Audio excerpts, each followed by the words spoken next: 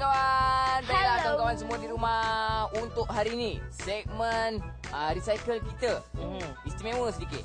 Apa Sebab dia? kita ada nak buat sesuatu untuk guru kita. Oh. Yang boleh dijadikan untuk hadiah-hari guru ke apa ke kan. Saya tak sabar lah. Yay. Jadi kawan-kawan, mari kita sama-sama saksikan segmen Recycle at Kids on Tour. Saksikan. Tengok tau. Warnai dunia kreativiti kawan-kawan dalam Recycle at Kids on Tour. Hai Lisa, hai kawan-kawan. Hari ini kawan-kawan bersama saya Leo. Dan saya Lisa dalam Recycle at Kids on Tour. Lisa, hari ini kita nak buat apa ya? Hari ini kita akan buat pet nota untuk guru kita. Wah, seronoknya. Sebelum tu, kita saksikan bahan-bahannya. Jom. Jom. Bahan-bahannya ialah kain felt, kain perca, butang, velcro, gam, gunting, pen. Cara-cara membuatnya sangat mudah. Mula-mula, kita lukiskan bentuk beruang atau apa-apa. Kemudian kita potong. Dan hasilnya begini.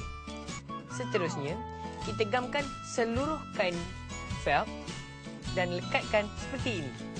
Kita ambil kain perca dan gunting menjadi bentuk baju beruang. Seterusnya, dengan menggunakan kain felt juga, kita potong menjadi bentuk mata. Selepas itu, kita lukiskan bentuk mulut menggunakan pen. Kita hiaskan menggunakan butang dan akhir sekali lekatkan velcro.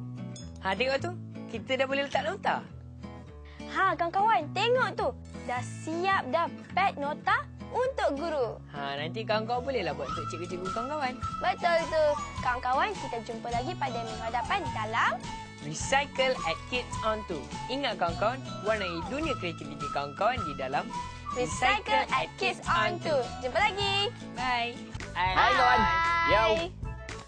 Itulah dia kawan-kawan. Atas hasil kreativiti kawan-kawan. Sebenarnya bukannya kita tak nak belanja untuk kita punya guru, tapi kalau kita guna kita punya sendiri punya Usaha. itu Betul. lebih mahal kawan-kawan. Ya. Betul tu. Jadi Orang bos. panggil ada apa? Ada nilai sentimental.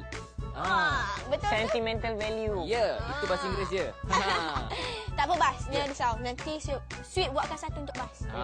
Masih ingat kan Sweet dah cakap Sweet buatkan sup untuk Bas.